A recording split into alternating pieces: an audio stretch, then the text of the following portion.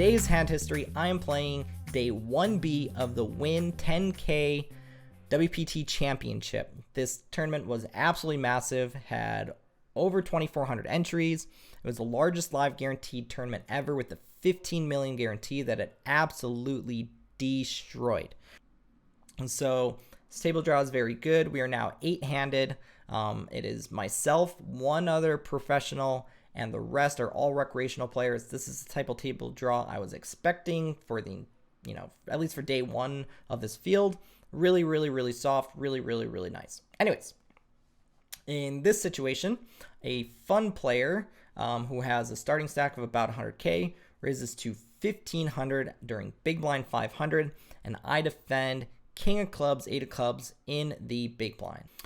We are still very, very deep effective.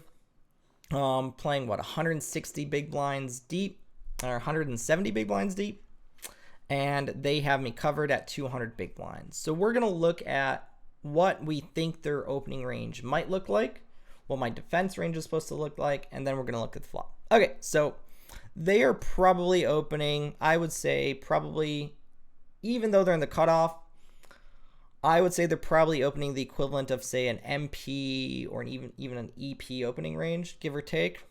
Yeah,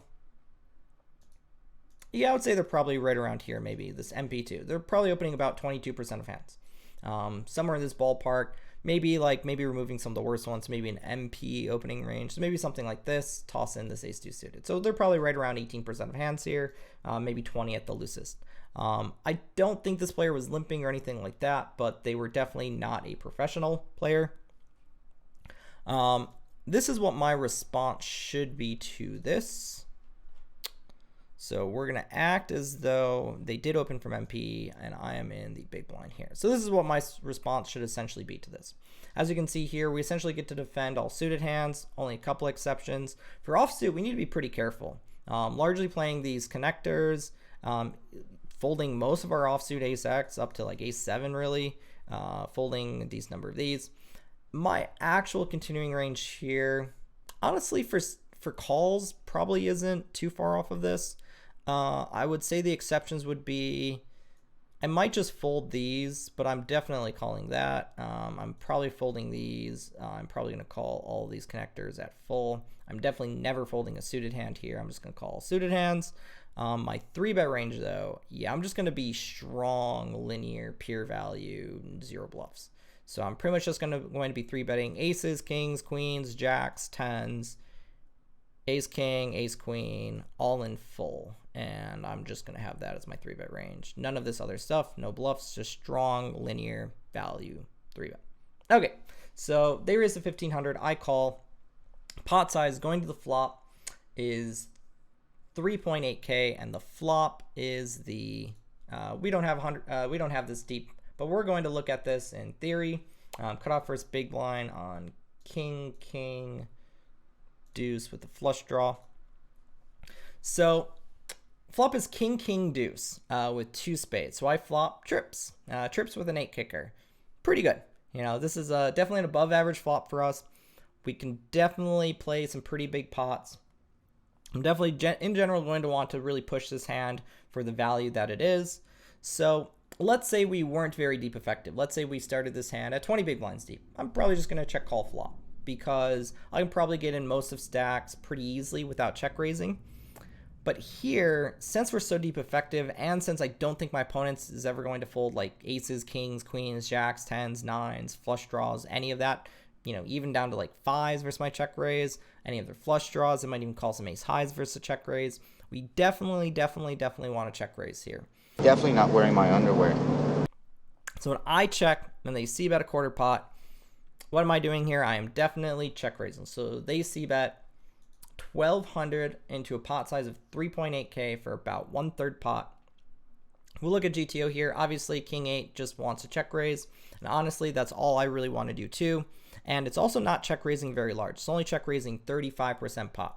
And what this numbers means is when they bet and I call, what that pot size is, you take 35% of that and then add it to that original bet.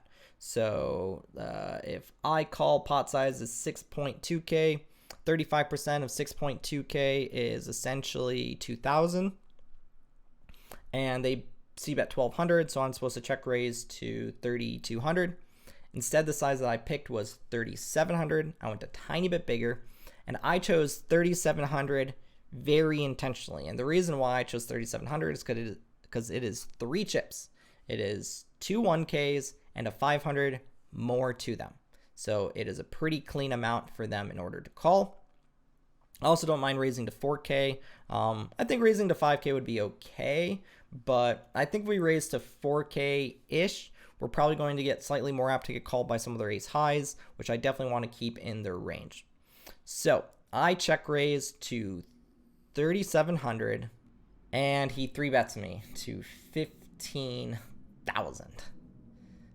So it's 11,300 more for me to call. They essentially raised full pot. So that's a hefty raise. I've never looked at, I won't say never. I've never looked at super duper duper deep 3-bet pots on flops.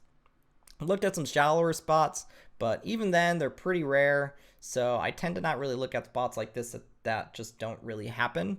But I'm actually curious as to what I'm supposed to do. I'm sure that their size is just wrong. My assumption is when I raise small, their 3-bet size is probably, just tiny. It's just 35% pot click back. So their raise size would be 30, essentially would be 4K more. So my raise was to 3,700. Their raise should be to 7,700. So they're essentially like 2.1xing my bet. And let's look at the type of stuff they are supposed to have here as a raise. King, queen, king, jack, king 10, ace, king, all that. So all their king X's, obviously. But they're also supposed to have things like queen, jack, queen 10, jack 10. All of these are all partial combos, but they are supposed to have stuff that isn't just like king X, essentially. And they're supposed to have a pretty mix of a lot of random things. Even if it's not very many combos, they are supposed to have a decent range of bluffs. And I mean, who 3-bet bluffs this spot is just like good pros, very, very good pros. And hyper aggressive players, and that's it. So the way that I handle these types of spots, and the way that I handle versus playing a lot of fun players in general, is I kind of view this hand as though we're having a conversation, kind of like I am right now, which is, what are they telling me that they have? So when they open like position, they're telling me that they could have a wide range, but some decent hands because pretty deep. When they c-bet this king, king, deuce, they're telling me that they could have ace high. They're telling me they could have flush draws, any pairs, some king X. And when I check raise them, I'm essentially telling them that I have a king, I have a flush draw, or I have some pure bluffs. And then when they 3-bet me, all they're telling me is that they have a king or full house, pocket deuces, or king. And king 8 loses to every single one of their kings that they're going to be 3-betting here for value. I guess maybe I could be king 7 suited, king 6 suited, but they probably just have king 10, king jack, king queen, ace king, and pocket deuces. That's what they are telling me they have. And I don't really have a reason to not believe them. Also, anytime someone is like check raising the turn, check raising the river, 3-betting flop, whatever they're telling you they have it a large percentage of the time. So because of that, I actually made what I thought was a very, very, very easy fold. And I, of course, found out later that they had ace king. Your soul is mine. The point of this hand was mostly try to think about what your opponent is telling you that they have and believe them. Do that, and you're going to make really good decisions going forward. Thank you for watching. Stay safe and healthy out there, and best of luck at the tables.